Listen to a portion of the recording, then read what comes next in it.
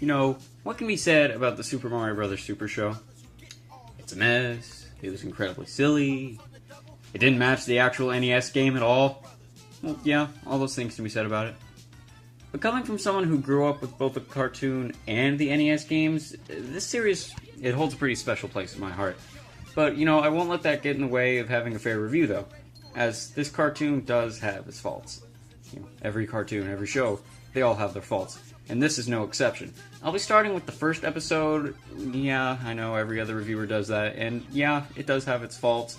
It's not really the best episode of the show, but, you know, it does its job when it comes to setting up the characters and everything. I might get around to reviewing some other episodes, and maybe just some other downright cartoons if I get around to it.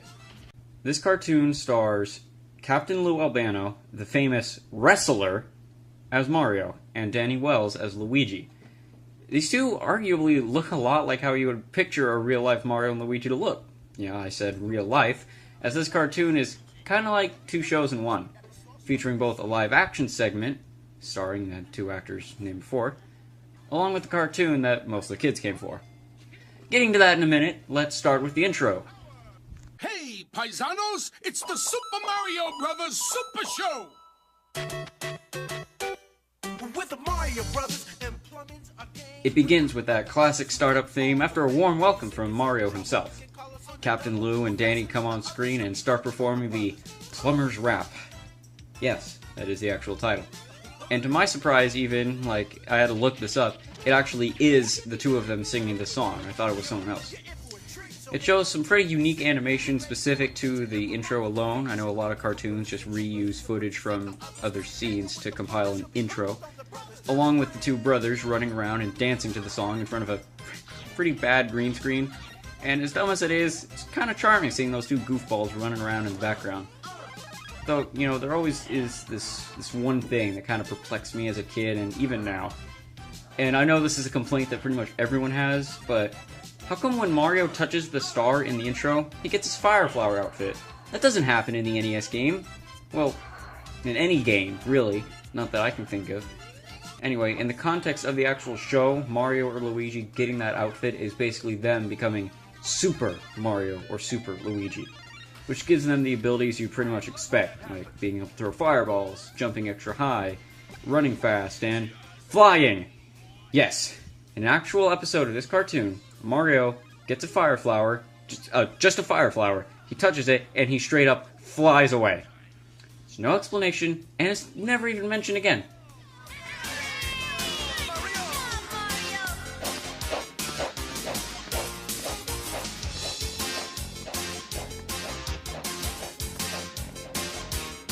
Darn, you disgusting brainheads! That's crazy, right? When I first saw that, my mouth just hung open the whole time. I thought I was dreaming because I was watching the episode in bed at like 10 o'clock at night, but no, I rewatched it. That's actually what happened. Anyway, let's get on with the show. one of the shows.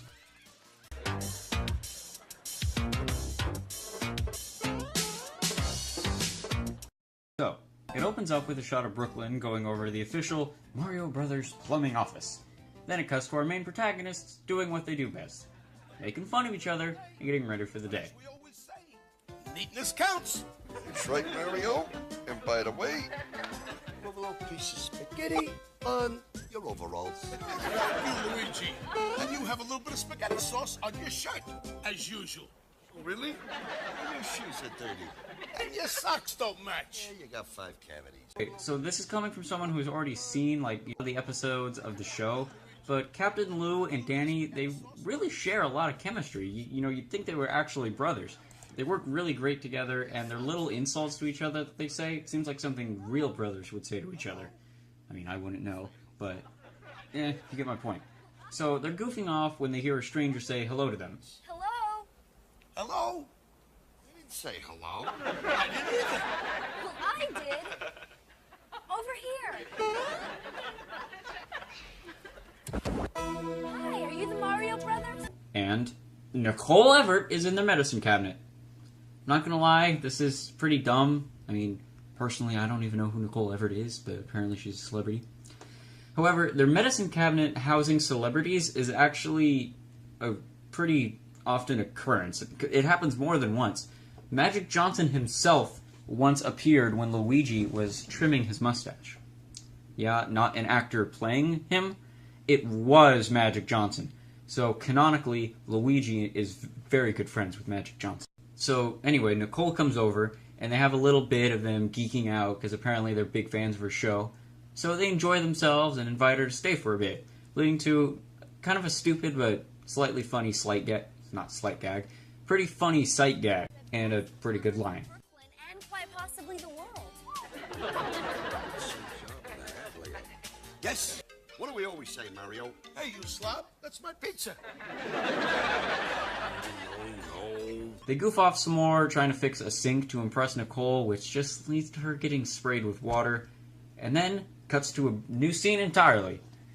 Now, for the actual cartoon portion of this cartoon.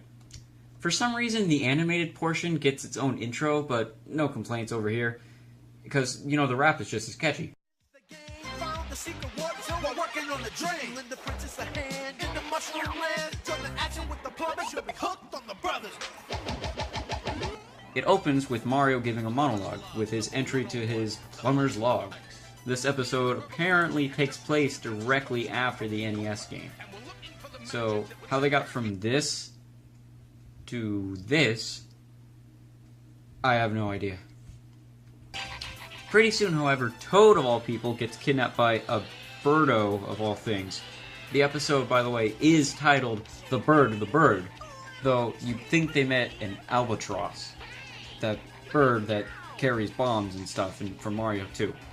So, anyway, it turns out the birdo that kidnapped Toad is a really nearsighted mother who mistakes Toad for her own son. She must also be deaf, because Toad very clearly says that he isn't her son. Speaking of Toad, yeah, his voice is kind of annoying. Though, you get used to it after a while. I mean, I don't think it's as annoying as his in-game voice, but yeah, it's kind of annoying. He also squeaks every time he moves, which is kind of weird. Also, while I'm at it, the colors of his mushroom hat are inverted, which I guess the animators definitely knew they messed up on because they fixed it in later episodes. So anyway, Princess Peach, who is still being called Princess Toadstool at this point, asks Mario and Luigi to help her save Toad as she, quote, Please, Mario. Toad saved my life 100 times. We've got to save his. Don't worry, Prince. when did that ever happen? I'd like to play a Mario game where the Toads aren't completely helpless. So anyway, after that, they charge fearlessly ahead to try to rescue Toad, except for Luigi, who waits behind. Kind of. Polar bear! Lunch! Birdo takes Toad back to her house, where some pretty weird hijinks ensue, along with, speaking of weird, this, thing with Birdo's mouth. It's kind of like Rick from Rick and Morty, but even worse. Every time she speaks, spit comes out, and that just grosses me out. Cutting away from that, it's time to meet the big baddie, the main villain of this cartoon, King Bowser Koopa! Or just King Koopa. His first name is almost never said in the show.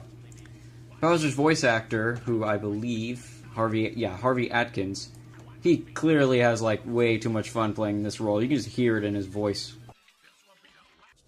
For badness below and behind the call of cruelty, I, the devious King Koopa, bestow these medals of the double cross. Although there is this really weird moment where he makes a joke about wanting his... I want my feet licked!